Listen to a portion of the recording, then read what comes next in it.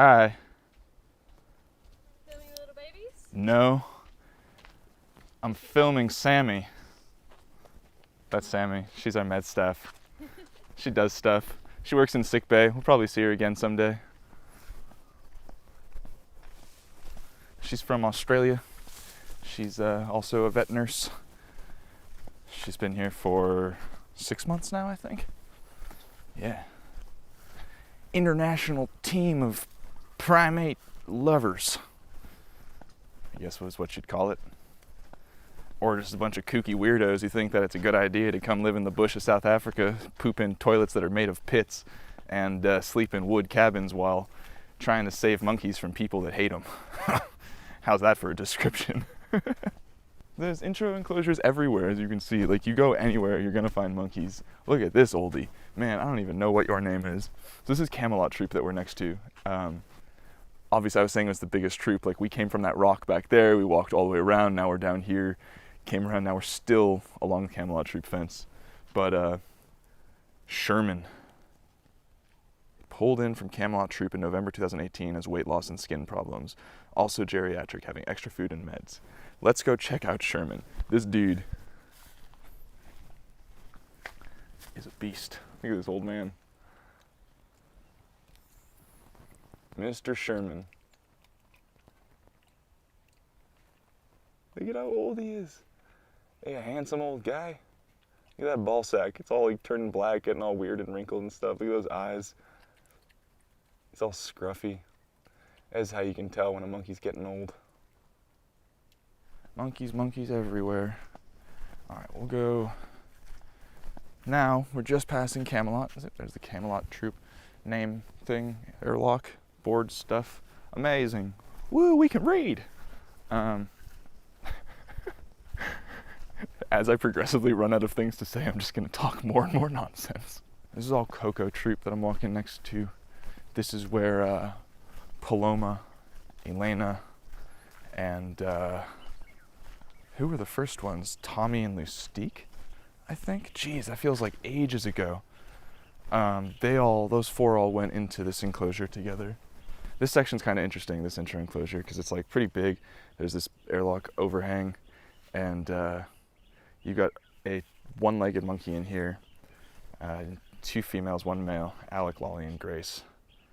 So you see Alec dropped outside of a nature conservation wearing a nappy. He can get out of electric fence easily, so he grabs. Also humanized, 2 years old for Lolly, generally good-natured. Has lived with other monkeys unsuccessfully. See? And then Sav Troop pulled her leg through the fence and bit her, and then she had to get her leg amputated. And Grace used to live in Coco Troop, but she's an escape artist, I guess. So now she's in here. Because they get out, they cause problems. So here's Alec, and he is, yeah. So that's not the happiest sound that he's making. That's sort of like, hello, I see you, but I will also do things if you tell me things that I don't like.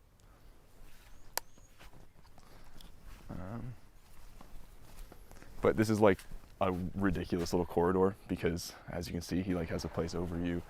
There's left and right. They can easily just grab through the fence and yank you if they want to.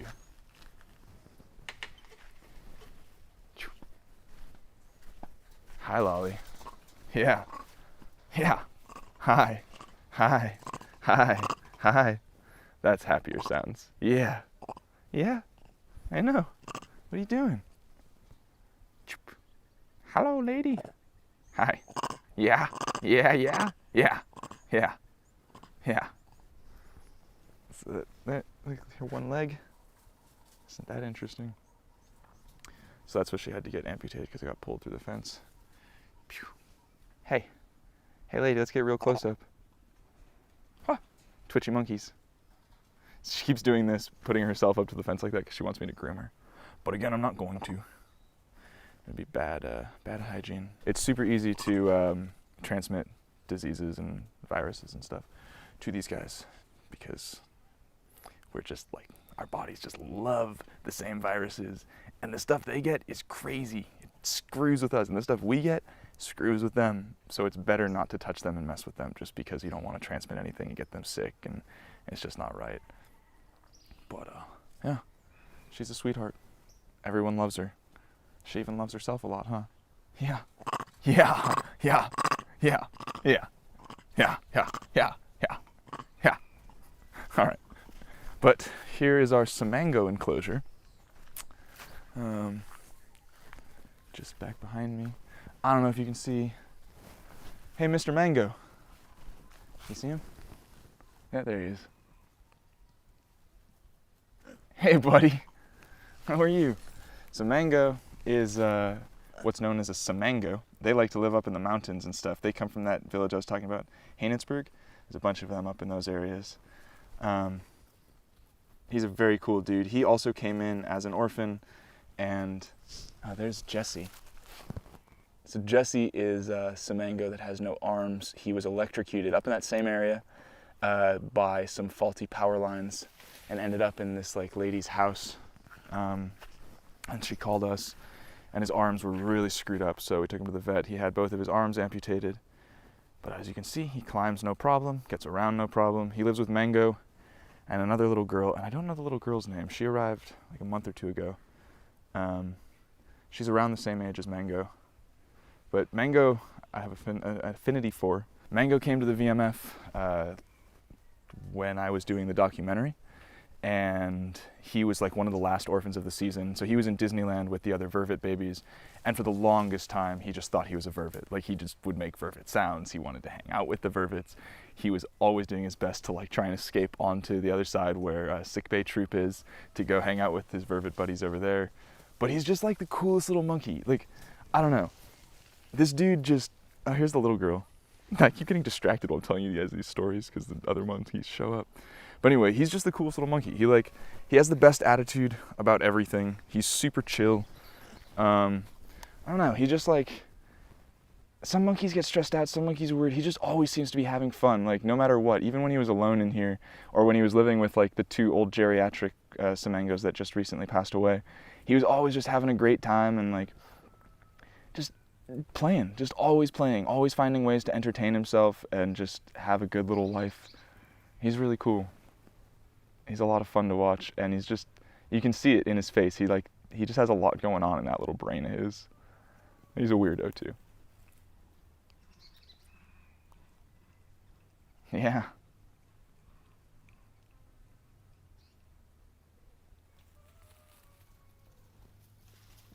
All right, let's go head over to SCK Bay and Disneyland and the baby cabins and all that stuff. Flip the camera around for a sec.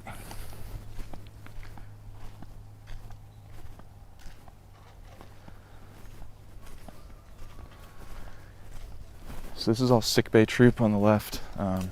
This is the troop that Abby went into recently. Nigella and Smarty.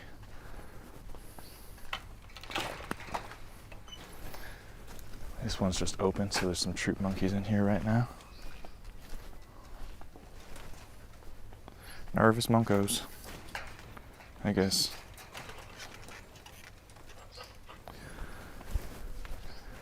SCK Bay Troop. So it's called SCK Bay Troop because this is our like emergency room, and then this is our SCK Bay over here. So it's not that the troop itself has sick monkeys or anything like that. It's just that it's next to SCK Bay, and so it's called SCK Bay Troop because the people who take care of SCK Bay also take care of this troop, which makes sense, right? It's convenient. So this is heading into our SCK Bay area. SCK Bay. See here. Everything's airlocked. This is where the meds are prepared. This is where sick monkeys are brought when they need to be monitored, taken extra care of. Right now, it's pretty full. It was really full the other day. Let's see, so you got Millie in here right now. Each one has this like little board. Kind of showing you guys this stuff in the vlog episodes. But most of the monkeys end up in here in these crush cages. Crush cages are the easiest way to like get the monkeys trapped, and then you can see these bars up top right here, those bars.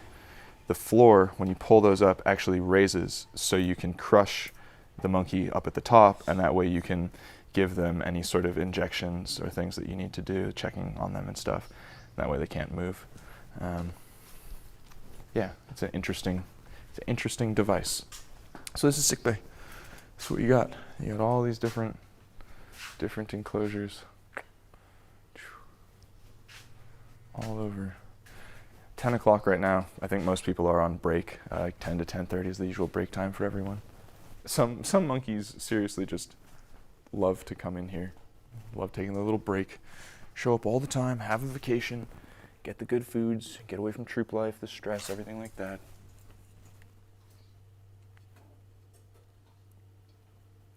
Yep.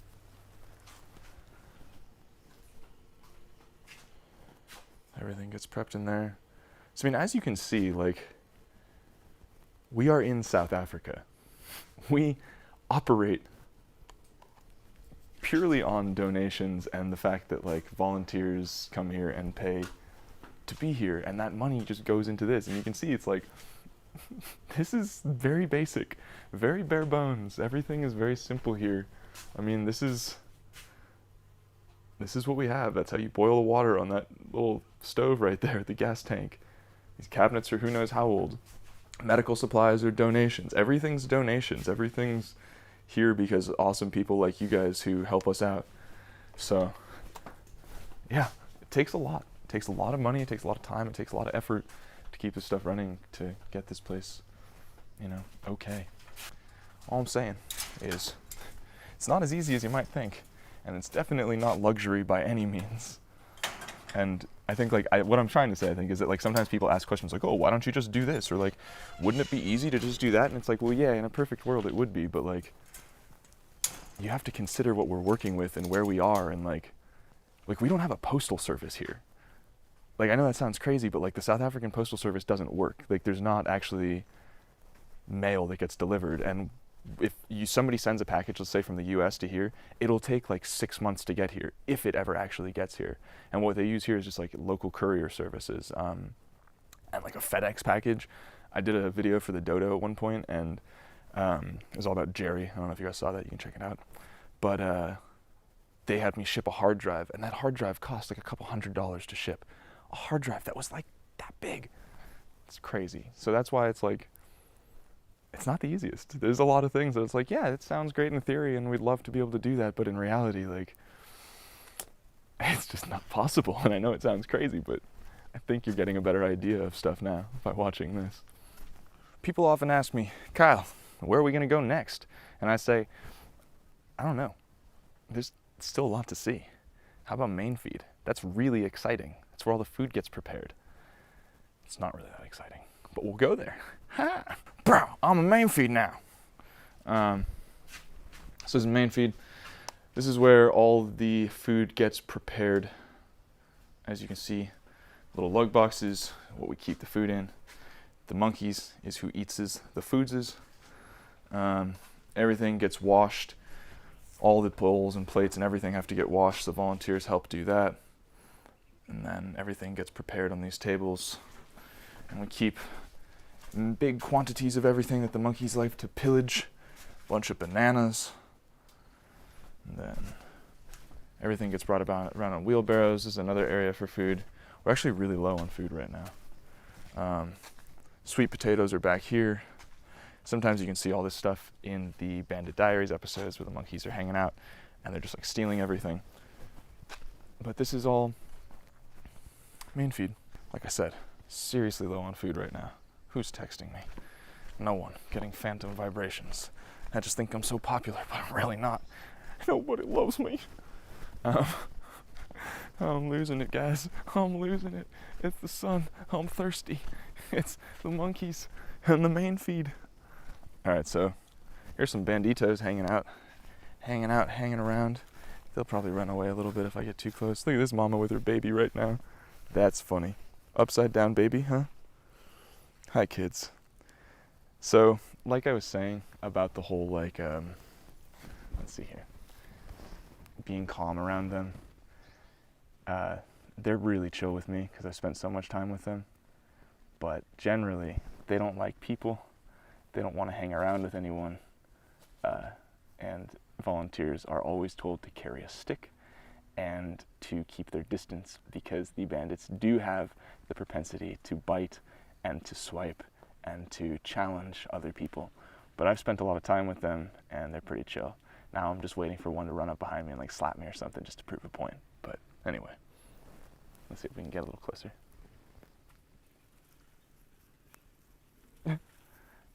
That's Fluffy Witch. You can see her eye is blind. I don't know who this dude is. That was pretty cute. Yeah.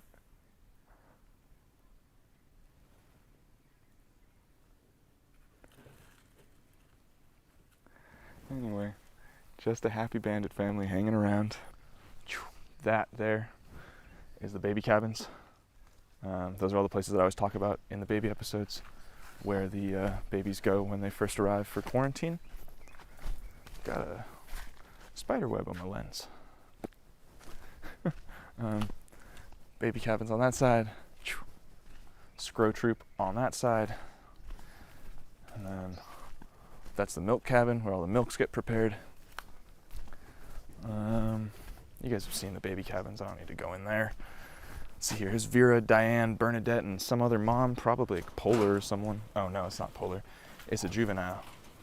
And I don't know who it is. Maybe a Buffy. Look at those babos. They're doing so good. Look at that. Oh man, this is like a sneak peek. Or maybe it'll happen after. But anyway, look at that. That is Vera with a mom, Bernadette, and Diane, and they're all curled up, cuddled, happy together. That's awesome. Vera is finally becoming a real monkey. So this will probably come out after all those baby episodes. So this will be a little bit late for you guys, but you can see that I'm excited right now at the time where it's happening. That was a really close-up shot of my face, huh? Anyway, that's super exciting. It's great news. So we'll head down, say goodbye to Vera and Diane. Some more Munkos, even more Munkos. Look at that cute little baby in a tree. Hi, kids. Super angry at me right now, telling me, buzz off, don't look at my baby. But also, if I don't make eye contact and don't acknowledge the aggression, they don't really know what to do. They'll just continue to get angry. And I can just sort of stand here and act like everything's normal. Down, down, down, down. Look at these dudes. Oh man. Ain't nothing like a serious groom session.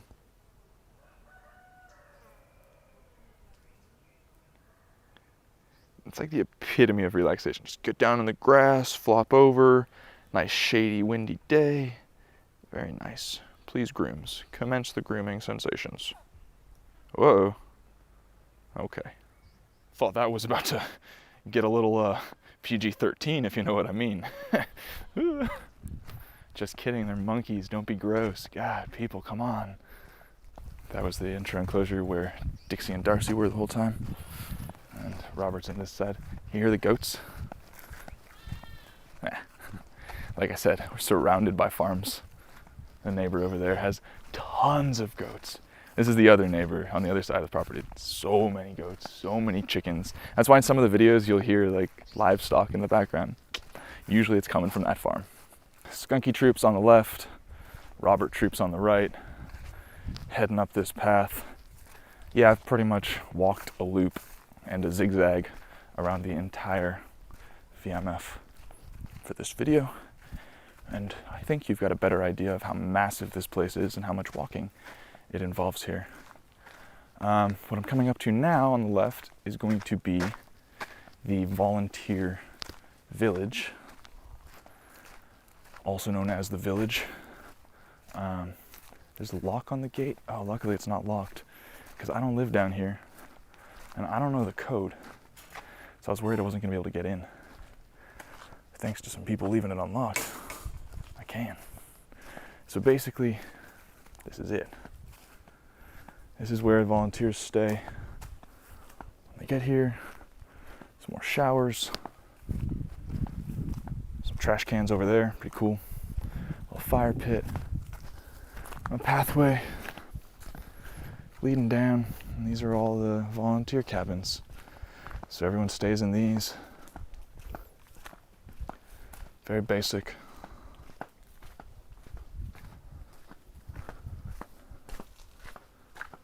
Little garden somebody put together.